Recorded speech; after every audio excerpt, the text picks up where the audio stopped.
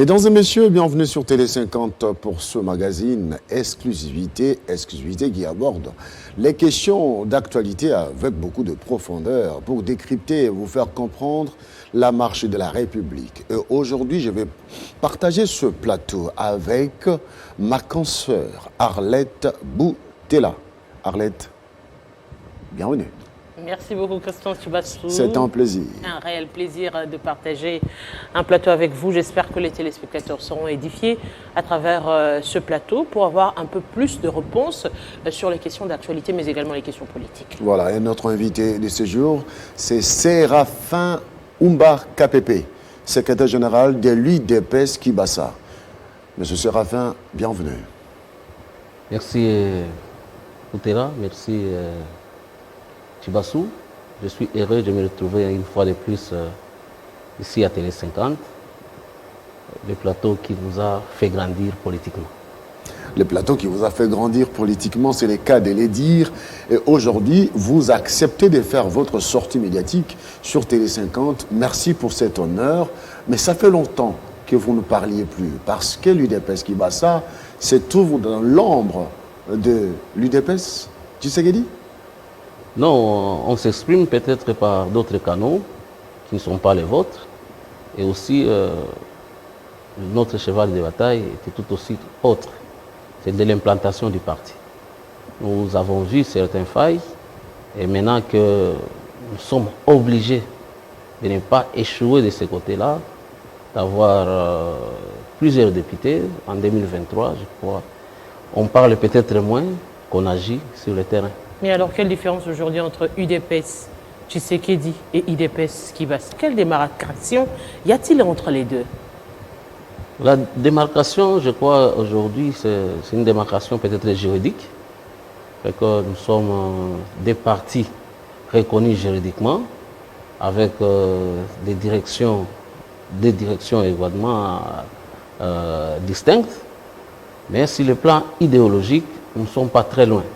Pourquoi? Parce que nous partageons une histoire commune depuis 1982 jusqu'à ce qu'en 1995 il y ait scission et puis les grands esprits se rencontrent toujours. Et maintenant nous sommes en train de travailler effectivement pour la réunification du parti, mais nous disons que c'est un processus. Il y a eu cassure pendant un temps, s'il faut recoller les morceaux, il faut y aller avec méthode pour que demain on ne retombe pas dans les mêmes erreurs.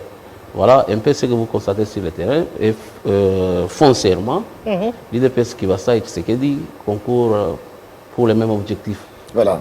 On vous sent toujours très attaché à Augustin Kibassa Maliba, qui est le président l'autorité morale du parti, c'est ça? Parce qu'aujourd'hui, le ministre ne peut pas assumer les fonctions de président du parti.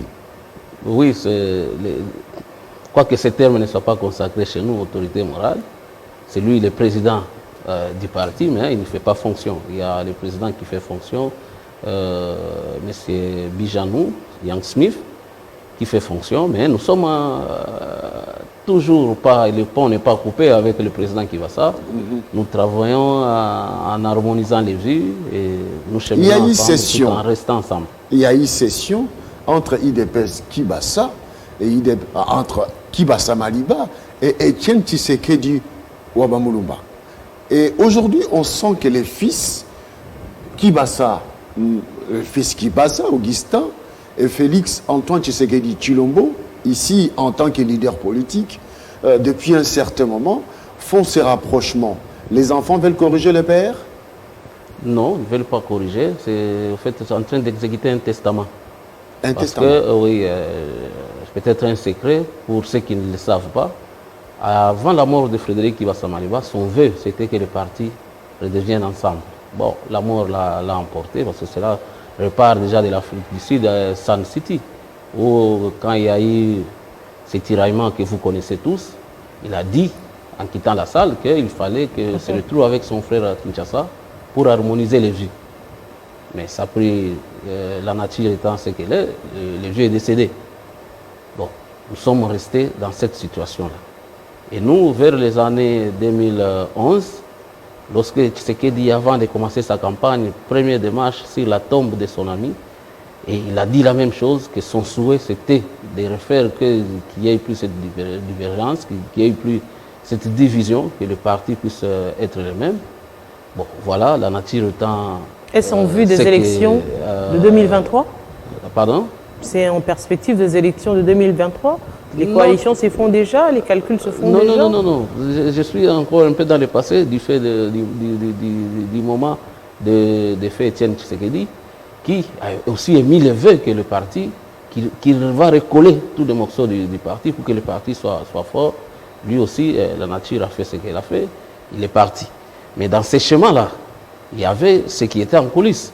Le président actuel, notre président Augustin, qui ont pris ces faits-là comme une occasion de rebondir. Et ils n'ont pas cessé le dialogue.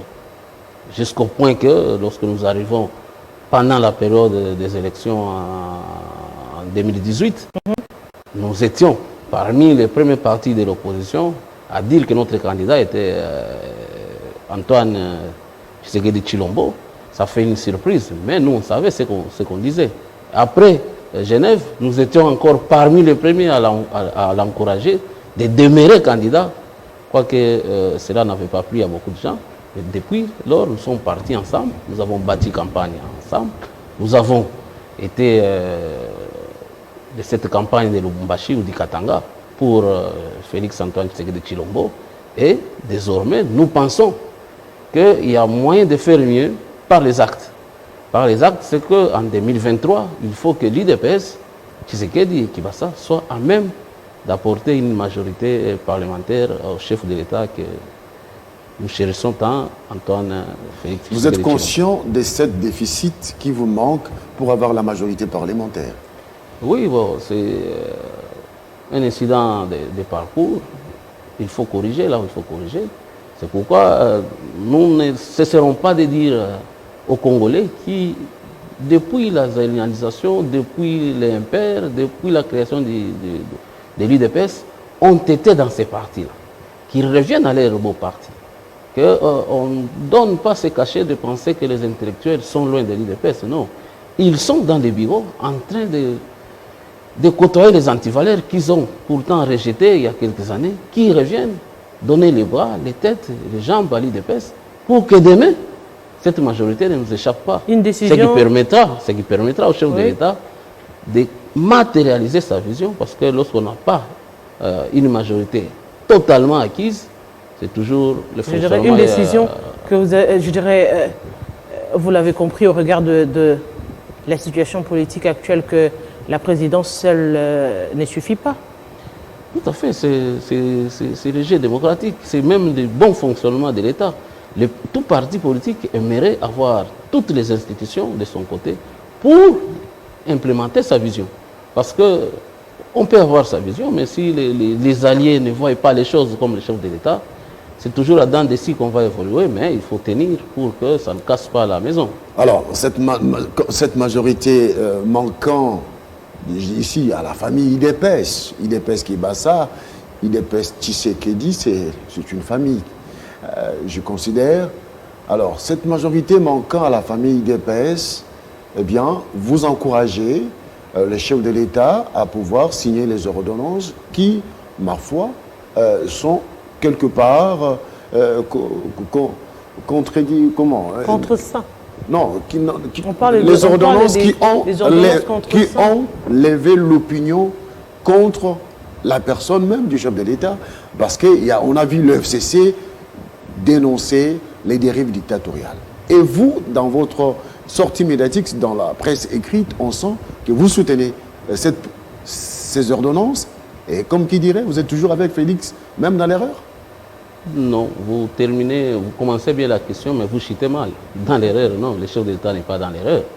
Nous ne sommes pas dans un domaine où on se discute la majorité ou les discussions, les opinions politiques. Là, c'est un domaine purement étatique, du pouvoir discrétionnaire, comme on le dit, du pouvoir régalien même de l'État. Parce que c'est bien qu'on discute ici de l'armée, parce que si je commence à vous parler, vous et moi, de l'armée, personne ne va s'en sortir. 24e régiment, zone opérationnelle. Deuxième région militaire. Deuxième région militaire, zone opérationnelle sud-ouest, 6e région. Est-ce que vous en savez quelque chose? Alors, moi, je n'en sais rien. Non, attends, je n'en sais rien. Donc, ce sont des choses qui relèvent purement de l'État. Alors, si dans ces débats, nous menons un débat politique, donc vous voulez nous faire croire qu'il y a eu des militaires qui appartiennent au FCC, qu'il y a des militaires qui appartiennent au CACH, c'est bien, peut-être une discussion entre nous, mais il faut le faire en se cachant, parce que si les Zambiens vous entendent, mais vous êtes perdus de la société, du monde. Si les Brazzavillois vous entendent discuter de l'armée en ces termes-là, mais je ne sais pas si nous sommes les deux. J'aimerais qu'on ne soit pas les risées. J'aimerais qu'on n'arrive pas qu'on soit les risées. Je n'aimerais pas qu'on soit les risées du monde. Et en France, vous avez déjà entendu que les gauches ont la gauche a ses militaires, la droite a ses militaires, ou bien vous voulez que ce soit une particularité congolaise. Nous ne sommes pas les premiers à avoir instauré cette notion de coalition. Parce que vous avez parlé de laissez que je termine. De la même manière, pour la magistrature, pensez-vous vraiment qu'il y ait des magistrats de l'opposition et les magistrats du pouvoir? Les magistrats de la MOCA, les magistrats de FCC, les magistrats de CACH, les magistrats de Palou. Non. Apprenons quand même, là je crois que cette revendication, il ne faudrait pas que ça nous pousse à être ridicule dans des grands salons où on discute des choses de l'État. J'aimerais qu'on arrive également... Même si... Non, alors... Oui, je veux évidemment vous... Oui, c'est vos questions. Il faut que je termine.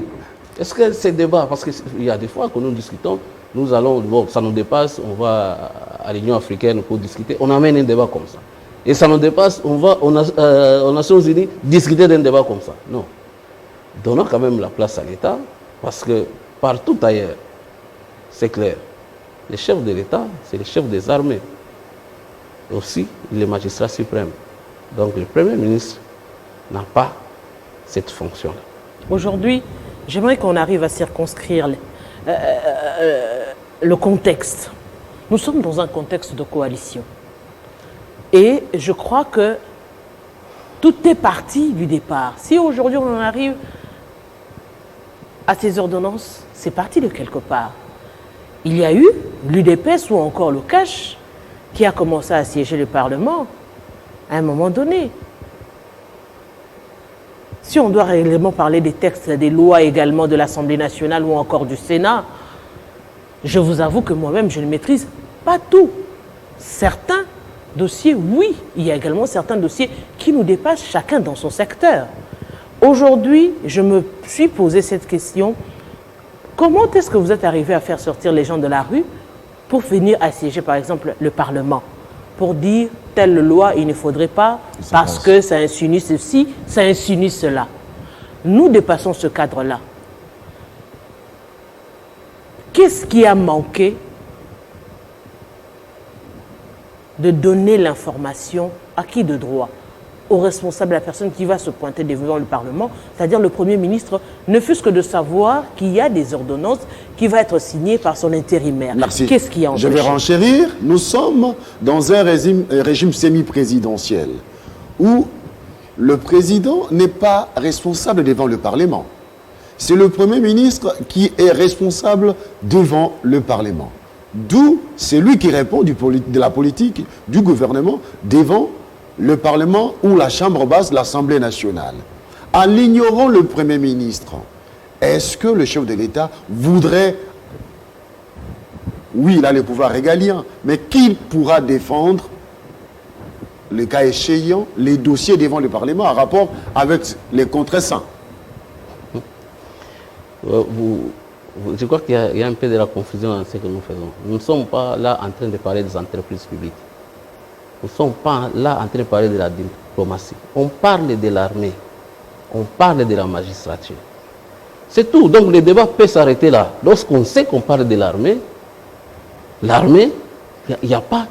Il n'y a pas à l'aise discuter. Si c'est l'armée, on a toujours vu les députés IDPS sortir de la plénière de l'Assemblée nationale parce qu'on obligeait que les débats soient ouvert, que le public puisse connaître comment est-ce que notre pays est géré sur le plan sécuritaire, ce qui n'a toujours pas été le cas. On a généré... Oui, je ne veux pas, mais pourquoi aujourd'hui je ne veux pas vous laisser continuer. Allez-y. Parce que, admettons les contre-saints.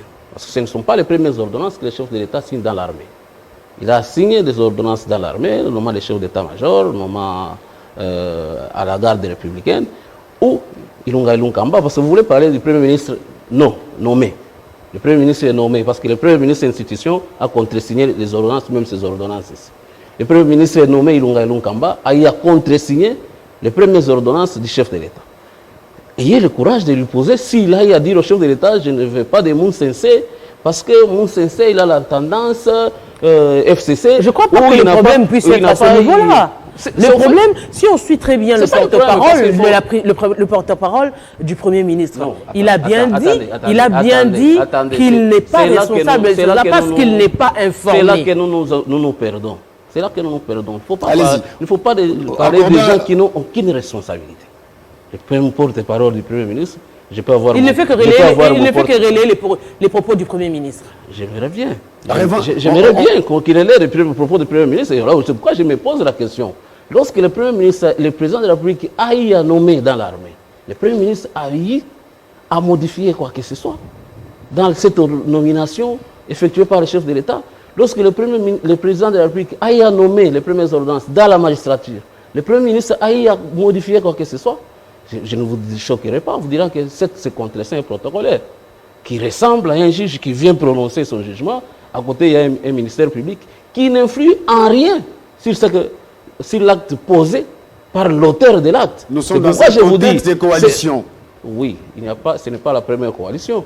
Il y a Ipalou, PPRD. Avez-vous entendu Gizenga discuter des ordonnances, de discuter avec Kabila sur l'armée? Mais pourquoi vous voulez faire aux autres ce que vous n'avez jamais fait? Avez-vous entendu Mouzito discuter avec Kabila sur l'armée? Avez-vous entendu Matata discuter avec Kabila sur la magistrature ou sur l'armée? Mais soyons quand même, soyons cohérents. Bon, je vous réplique. Le cas où nous sommes d'accord avec cet argument qui tient la route. Mais pourquoi envoyer dans une mission officielle le Premier ministre pour qu'après constater les contre-saints? C'est peut-être... Je peux supposer que nous au moins, je peux supposer, nous au moins, qu'il y a une mission, le Premier ministre s'est déplacé, mais ici, il y a eu, je crois, si c'est Tchibala sur place, et il y a eu un contre-saint. Du ministre de notre ministre. De quoi il faudra vérifier. Non, il faudra pas. C'est sur place. Même date. Il y a eu une ordonnance signée par le chef de l'État, contre-signée, la même date, contre-signée par le Premier ministre en fonction. L'état des droits, l'INP est censé l'état des droits. C'est l'état des droits. Vous n'allez pas accepter l'erreur parce que jurisprudence. Non, c'est pourquoi j'ai dit, admettons qu'il a été envoyé en mission parce qu'il n'était pas sur place, il était empêché. Et il y avait l'intérim. La notion d'intérim ne vous dit pas qu'il y a un tiroir à ouvrir et un tiroir à ne pas fermer. C'est gérer les affaires courantes et non pas prendre des décisions également. Non. C'est effectivement cette confusion que vous mettez dans la tête du Congolais. C'est un acte régalien du chef de l'État. Contre-signé. Donc aujourd'hui, si notre armée patauge, on ne dira pas que non, celui-là l'a fait contre-signer, c'est ainsi. Non, ce sont les nominations qui engagent la responsabilité. Si rien n'est caché, pourquoi ne pas l'avoir informé? C'est tout simplement non, c'est vous qui dites, parce qu'il le dit qu'il n'a pas été informé. C'est vous qui dites qu'il n'a pas été informé. Lui-même a dit qu'il n'a pas été informé. Mais vous avez suivi son porte-parole. Mais son porte-parole, il est clair, il a dit qu'il passait dans tous les médias. Non, son porte-parole, c'est son parallèle. C'est son parallèle. Vous n'ignorez pas un fonctionnement du gouvernement parallèle. Aujourd'hui, que je vous dise que le Premier ministre est dans un carcan où il y a des gens qui fonctionnent parallèlement par rapport à la primature. C'est au fait ça l'illustration. C'est ça qu'il faut condamner plus. Est-ce que vous avez entendu le Premier ministre dire qu'il n'a pas été informé? D'où les chefs de l'État a eu raison de faire signer ces ordonnances avec un Premier ministre intérimaire. Il a eu raison de les faire sur le plan des droits. Vous êtes juriste de formation. Démontrez-nous. Je vous réponds que ce ne sont pas les premières ordonnances dans ces domaines-là, magistrature et armée, que le chef de l'État ait signé avec contre-seing. Les premières ordonnances avec contre-seing de Ilunga et Lunkamba, sans qu'il ait changé quoi que ce soit. Et les deuxièmes ordonnances ici, avec contre-seing du Premier ministre empêché, mais représenté par celui faisant intérim, qui n'a rien changé, qui n'a changé quoi que ce soit, Très parce bien. que c'est le pouvoir régalien. Deuxième argument, nous, ce n'est pas un cas sui generis, ce n'est pas un fait qui tombe du hasard. Nous avons, l'État continue, non? Nous avons nos coutumes, nous avons nos usages. Est-ce que c'est pour la première fois qu'il y a un contre-seing pendant que le Premier ministre est en fonction ou en déplacement? Je vous dis oui, il y a eu des contre-seins de Makila, c'est prouvé, il y a eu des contre-seins de Cheikh Kitundu. Et de Cheikh Kitundu, c'est même la haute magistrature. Donc il n'y a pas de débat. Il ne faudrait pas qu'on pense qu'il y a un État qui fonctionne à double vitesse. Et la coalition n'est qu'un fait politique. Mais l'État, dans son fonctionnement, ne peut pas s'arrêter parce qu'il y a coalition. Trouvez-vous vraiment logique, qu'on revienne dans ce même débat, trouvez-vous vraiment logique, vous entrez dans des grands salons, dans d'autres sociétés, de vieilles sociétés, les gens en train de se discuter des nominations des militaires. Nous sommes dans quel état là? Trouvez-vous logique que, après avoir débattu au niveau de l'Assemblée nationale, par exemple, vous n'êtes pas d'accord, vous mobilisez les gens ouvertement au vu de tout le monde pour descendre au niveau du Parlement et tout saccager. Vous trouvez ça normal, discutable dans les grands salons? C'est pas normal. C'est pas normal. Mais encore, faudra-t-il nous dire que cette population qui sort elle-même, qui suit les informations que vous nous donnez, se décide de sortir de la rue, vous dites que nous les avons fait sortir. Ça, c'est nous porter une responsabilité. Nous avons des déclarations des cadres de l'UDPS, par exemple, qui disent clairement, qui ont même promis de destituer le ministre de l'Intérieur. Mais est-ce qu'ils l'ont destitué? Mais c'est juste ce que je suis en train de dire. Il ne faut pas nous amener, à stopper l'expression c'est ce que je suis la liberté d'expression. Justement, la liberté d'expression, nous la laissons. Ce que nous sommes en train de relever ici, c'est justement l'image que vous nous donnez aujourd'hui. Quand je dis l'image que vous nous donnez, c'est-à-dire vous les politiques, que ce soit du FCC que du CACH, qu'apparemment, vous ne vous êtes pas préparés à cette coalition. C'est tout simplement Joseph Kabila et Félix Tshisekedi qui se sont préparés à cela, moins encore à l'état de droit dont vous revendiquez depuis longtemps aujourd'hui. Parce que l'image que vous donnez actuellement, c'est une image d'une dictature qui n'a pas son nom même du temps de Mobutu. Non, je ne sais pas, je pense que vous n'étiez pas là du temps de Mobutu. J'étais là, du temps de Mobutu. Okay. J'étais là. Vous n'avez pas vécu la dictature de Mobutu. C'est ce que je voulais dire. Non. Vous savez, nous sommes des camps qui, par surprise, on s'est retrouvés dans cette situation-là. Il y a certains groupes, peut-être ça c'est peut-être une leçon, il y a des gens qui n'ont jamais digéré cette cohabitation, de part et d'autre, au FCC comme au CACH. Ça, c'est une question qui n'a rien à voir avec les ordonnances. Parce que sur le plan des ordonnances, les droits nous donnent totalement raison que ça devait se faire comme ça. Parce que c'est l'armée, parce que c'est la magistrature. Mais dans la coalition, fonctionnement de la coalition, tout le monde n'est pas content de cette coalition. Il ne faut pas nous dire qu'il n'y a que Kabila et Tshisekedi qui se sont préparés. Non, c'est un fait du hasard. Mais ils ont compris le bien fondé de cette coalition. Parce que cette coalition nous fait avancer l'État. Cette coalition nous fait corriger l'erreur Lumumba Kasavu. Cette coalition. Mais il faut faire avec. Mais il y a des gens qui ne trouvent pas des gains dans cette coalition, qui ont tout perdu. Non, je ne mâche pas les mots. Je dis de part et d'autre, nous n'avons pas à laisser de la place aux extrémistes de tous bords. Aux gens qui pensent qu'il faut régler des choses par des biceps. Là non plus, je ne vous dis pas qu'il ne faut pas mettre les gens dans la rue. Parce que l'expression, la liberté d'expression, pour nous, c'est sacré. Nous n'allons pas empêcher aux gens de venir revendiquer. Encore, il faut le faire comme, entre guillemets, et de manière civilisée. Félicitations aux gens de la Mouka. Il faut le faire comme les gens de la Mouka nous ont donné tous la leçon. Il faut le faire comme ça. Et pas FCC? Je parlais de la Mouka qui nous a donné tous la leçon. Donc on peut marcher, il y a moyen de marcher et de rentrer. Le FCC a bénéficié effectivement de la grandeur de cette métamorphose qu'on vient d'opérer dans l'armée, la police qui canalise de plus en plus les marches sans jeter des gaz lacrymogènes. Mais ce n'est pas ça que je voulais dire. Je rentre sur le débat de la coalition. Nous avons dans les deux camps des gens qui ne tolèrent pas cette coalition et qui pensent qu'il faut tout casser pour que Félix échoue. Pour eux, c'est un gain, mais ça ne sera gain ni pour CACH, ni pour FCC. Il y a des gens aussi chez nous qui, au fait, jouent à la riposte. par rapport à l'extrémisme des autres. Mais ils sont aussi extrémistes. Mais que faire? Ou encore aux alarmistes.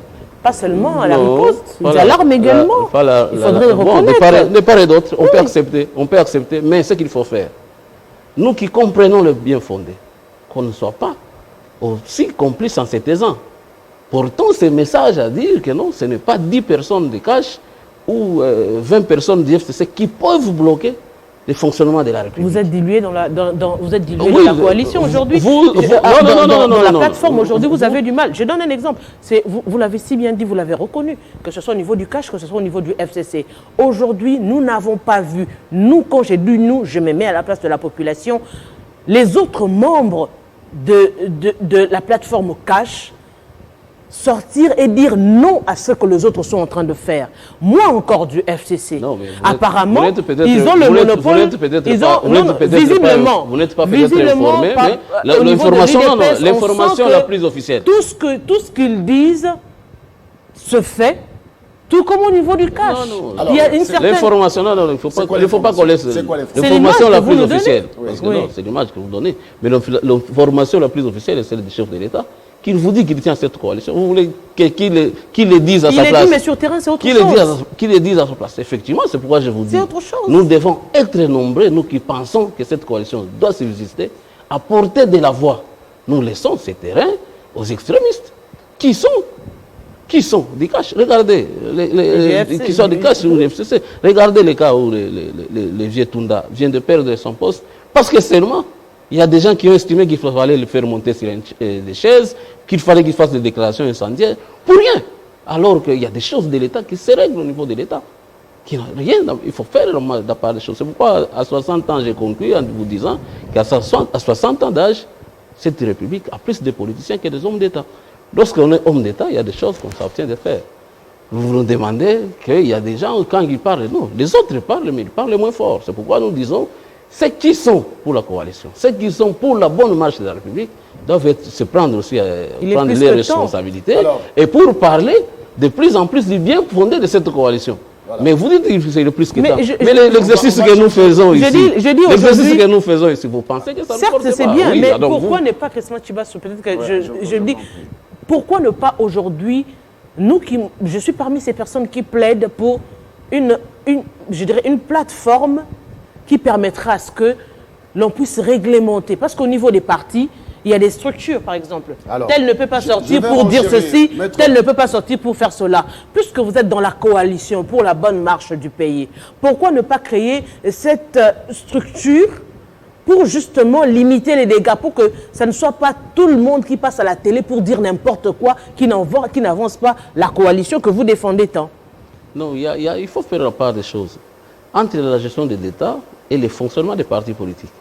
Mais nous, là, ici, des sérails de la démocratie, nous ne pouvons pas empêcher aux gens de s'exprimer librement. Mais les gens aussi sont matures, ils peuvent savoir que ça, les gens se sont exprimés, ça c'est à prendre, ça c'est à laisser.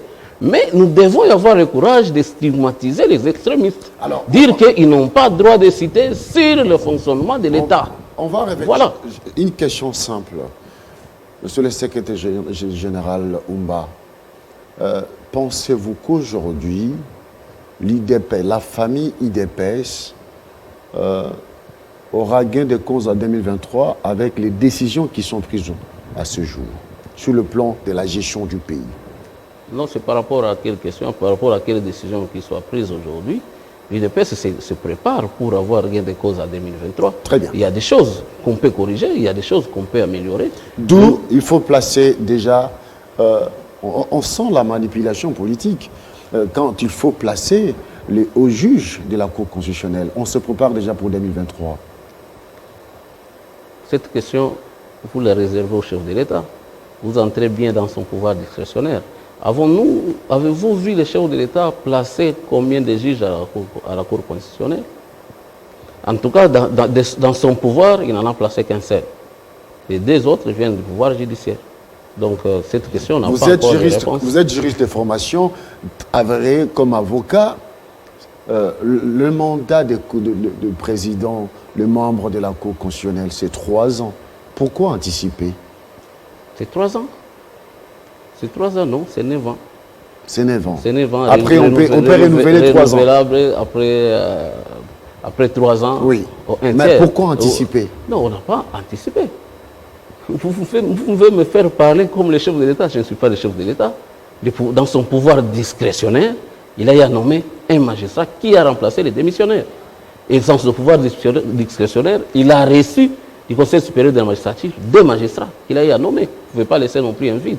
Alors, dernière Est-ce que non, il ne faut pas jouer aussi à l'ignorant, parce que vous savez que notre cour a été aussi décrié pendant la période électorale. Ah bon? Qu'il y a eu, qu'il y a eu des députés qui se sont réveillés un matin invalidés, alors qu'il y a eu d'autres élus. Il suppose, il a compéti, par exemple, dans le Bandundu, son nom sera Kolezi.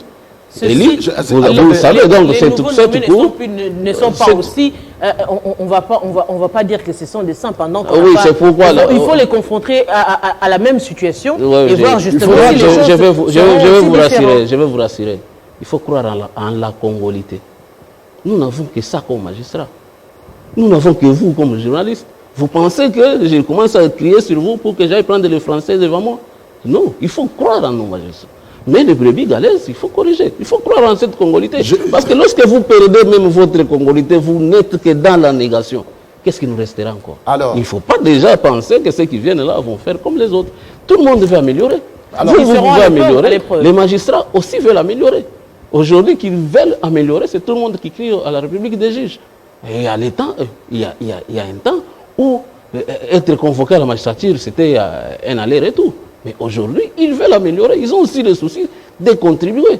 Hier, cette profession, la vôtre, mais il y en avait combien? Est-ce qu'il y en avait qui s'exprimaient, qui posaient des questions librement? Mais nous tous ici, on faisait des émissions. Parfois, les journalistes et vous-même, mais vous vous êtes assumés. La presse congolaise s'est assumée aujourd'hui. Ce n'est plus tout le monde qui peut se jouer de la presse, parce que c'est affranchi. Mais il restait que la magistrature s'affranchisse aussi. Il sait qu'elle est indépendante, mais il doit s'affranchir. C'est peut-être le premier pas que nous faisons avec eux. Mais croyons en l'homme congolais. L'homme congolais a la capacité de se transformer. Alors, il se transforme. L'UDPS, projection 2023, vous êtes un parti politique, c'est garder le pouvoir autant plus que possible. Mais lorsque vous êtes entré, je dis la famille de la grande famille d'UDPS bouffe ses propres alliés. Vital Kamerhe arrêté. Pensez-vous que l'Est va encore vous faire confiance en 2023? Nous sommes au Congo. Je n'aimerais pas aborder cette question sous cet angle-là. Vous voulez politiser une question judiciaire. Justement, et là, vous retirez encore l'assistance du pouvoir judiciaire dans votre démarche. Placer une question justement là-dessus. Est-ce que vous n'avez pas aujourd'hui l'impression que avec la coalition telle que ça se passe, on a du mal à faire le distinguo entre la République et le politique? C'est effectivement la vision que vous avez entre le politique et la République. C'est cette vision qui nous amène à dire, parce que vous avez bouffé Kamerhe, on perd l'Est. Non, les Congolais, ils sont libres de faire un jugement. Pourvu que l'État subsiste, pourvu que l'État survive. Je ne fais pas un jugement parce que je n'en ai pas qualité. Laissons la justice faire son travail. Est-ce que devenir politique, ça signifie qu'on est indemnisé ou immunisé de toute poursuite ou épargné de toute poursuite? Non. Les faits infractionnels restent les faits infractionnels. Il ne faudrait pas qu'on reste comme par le passé. Lorsque on est politicien, on est exempté de ceci ou de cela. On reste politique. Les infractions même, on dit les infractions sont individuelles. D'ailleurs, c'est pour ça.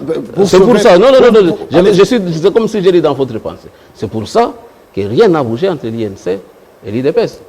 Sauf une seule personne. Vous n'avez pas lu dans mes pensées. Ouais. C'est pour cela qu'aujourd'hui, on sent une sorte de rapprochement entre Bahati et l'UDPS.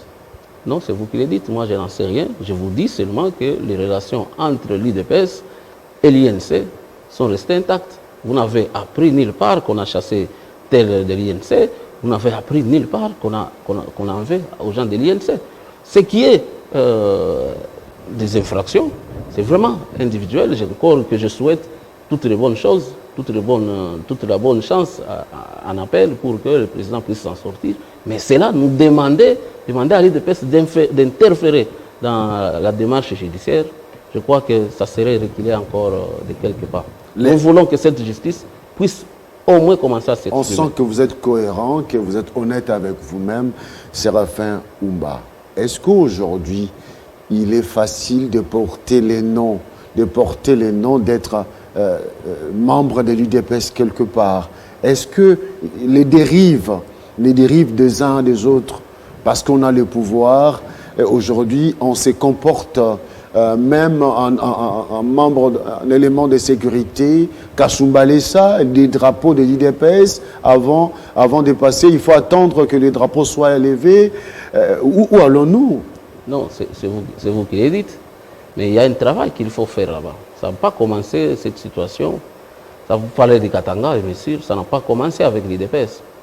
C'est une situation qui a commencé avec... Ça n'a pas commencé avec l'IDPS. Non, je vais arriver. Je suis un homme d'État. Je vous ai dit que je ne suis pas un politicien comme politicien, je suis un homme d'État. Cette situation a commencé avec d'abord l'INAFEC, n'est-ce pas? Et vous emboîtez les pas. C'est un mauvais exemple. C'est un mauvais exemple. Que vous justifiez? C'est un mauvais exemple. Je ne vous justifie pas. Je ne vous justifie pas. Alors, c'est là que vous allez vous tirer des hommes politiques vers le bas parce que vous pensez qu'il y a des tendances. Là, je vous parle à un homme d'État. Allez-y. Je vous dis que cette situation a commencé avec l'INAFEC et puis le PPRD a emboîté les pas. Et maintenant, c'est l'IDPS qui tente d'emboîter les pas. Mais l'État doit rester. L'État doit rester l'État. Voilà, maintenant, je vous parle à un homme d'État. L'État doit rester l'État. Si vous entendez aujourd'hui que les gens peuvent dire qu'il faut que le ministre de l'Intérieur puisse démissionner, c'est parce que lui, celui-là, fait faire l'État, fait faire vivre l'État. L'État n'a pas de passion. Et le gouverneur fait quoi? Vous parlez, vous, des drapeaux qui sont Kasumbalès, alors qu'on a un gouverneur établi sur place, qu'on a une police sur place, on a l'armée sur place. Vous trouvez ça normal et vous demandez à ce que l'IDPS aille faire quoi? Mais vous devez... Contre les citoyens. C'est l'éducation civile des militants. Non. L'État n'a pas de parti. L'État ne doit pas avoir de parti. L'État ne doit pas jouer le rôle des partis politiques. L'État a pour mission... Ça, c'est un rôle primaire, bien sûr. Mais l'État a l'autorité sur quiconque. On ne peut pas défier l'État. Lorsque vous défiez l'État, vous faites défier l'État, en ce moment-là, vous n'êtes pas à votre place. C'est pourquoi j'ai dit ceci. Si c'est le gouverneur qui a peur des gens qui doivent lever des drapeaux de leur parti politique, alors vous n'avez pas un gouverneur. Si vous avez un ministre de l'Intérieur qui a peur des gens qui peuvent lever leur parti politique, alors vous n'avez pas un ministre de l'Intérieur. Mais là, les hommes politiques doivent se regarder. Ce même comportement. Lorsque les Bundoudia Congo sont ici, on essaye, l'État veut se mettre à la place. C'est tout le Congo central qui s'élève. Parce qu'on ne doit pas toucher. Lorsqu'on fait la même chose là, aux gens de Kasumbalès, c'est toute la communauté katangaise ou kassaïenne qui s'élève contre cela. Mais lorsque l'État, ceux qui ont le pouvoir de l'État, tombent dans ce genre de choses, nous sommes perdus. Il ne faudrait pas perdre cet État ici. Il faut que ceux qui reviennent à l'État reviennent effectivement à l'État. Ça nous rattrape dans cette histoire de l'armée. Parce qu'il y en a qui pensent qu'il y a des militaires qui leur appartiennent, il y a des magistrats qui doivent leur appartenir. Non, ce qui appartient à l'État, il n'y a que ceux qui ont le pouvoir de l'État qui peuvent rétablir. Nous ne pouvons pas nous faire porter les chapeaux du fait de l'incompétence de certaines personnes qui sont incapables de faire taire certains brigands s'il arrive. Mais comment éviter cela? Parce qu'aujourd'hui, nous avons vu que vous avez parlé aujourd'hui d'hommes d'État, que cette influence des partis politiques, ça embrasse pratiquement tout. Aujourd'hui, pour justement bénéficier, par exemple, d'être DG quelque part, vous devez être de tendance X ou tendance Y. Oui. On ne tient même plus compte de la compétence, tout simplement. Aujourd'hui, si on doit prendre tous ces aspects-là, vous allez vous retrouver, on a des partis politiques qui sont représentés dans les entreprises publiques, qui sont représentés dans ceci, qui sont représentés dans cela. Il faut dépasser. Maintenant, comment arriver à faire comprendre l'homme politique que quand il devient homme d'État, il doit se dépasser et mettre de côté sa casquette politique. Allez, merci Boutela. Il faut dépasser cette étape-là. Et là encore, vous me rappelez que j'ai vu, pas plus qu'hier, un administrateur d'hier de l'année rentré de marché. Trouvez ça normal? Des hommes d'État, des gens qui ont travaillé pour la République sans couleur, donc il y avait des couleurs. De toute cette agitation que vous voyez, c'est qu'il y a des gens qui restent partisans même quand ils ont des fonctions de l'État. Or, c'est ça qu'il faut bannir. Ça, c'est le travail que l'IDPS fait. C'est pourquoi nous pensons qu'il faut éviter de donner un cachet à cette IDPS. C'est parce que les intellectuels, vous et nous, avons déserté les partis politiques. La République de Wewa, c'est normal. Là encore, il faut que l'État puisse éduquer ces militants-là. La République de Wewa n'est pas normale. Tout comme la République de Béret Rouge n'est pas normale. Rien n'est normal. Tout est anormal. Il faut que l'État sache sévir. Point barre. Il n'y a pas de couleur ici. Il faut voir, il faut regarder le chef de l'État dans son comportement. Et vous venez de décrier, parce qu'on a arrêté le directeur de cabinet, vous venez de parler de Walungu. C'est vous, les journalistes. C'est vous qui parlez de Kivu. Est-ce que c'est normal d'abord ces débats-là qui sont venus sur la place publique? Ce n'est pas normal. C'est parce que nous sommes, nous, là, quoi qu'évoluer, attachés à notre ethos ancestral. Nous allons terminer cette émission, monsieur. Oui, je vais terminer votre phrase. On va terminer. Il faut éviter de rester rattaché à l'ethos ancestral. Parce que vous ne verrez pas le Congo, vous ne verrez que votre tribu. Donc, cette tribu, c'est même très dangereux parce que le racisme, j'accepterai encore parce qu'il y a des blancs et des noirs. Mais vous êtes tous noirs, mais en train de parler Sud Kivu, Katanga. Non, c'est triste. Alors, vous avez vu dans cette histoire de dénomination, parce qu'il faut qu'on y revienne. Est-ce que la géopolitique est respectée? Elle peut, je dis bien, elle peut ou ne pas être respectée. Parce que c'est là que vous trouvez les gens qui sont mécontents parce qu'un tel général de leur province n'a pas été. Les gens qui se réunissent pour parler d'un général. Alors que nous sommes ici de ces sérails-là. Tu dis à un caporal que j'appelle mon père colonel, il te dit non, c'est mon colonel, c'est ton papa. Moi, c'est mon colonel. Parce qu'il est général que pour l'armée. Il n'appartient pas à une famille.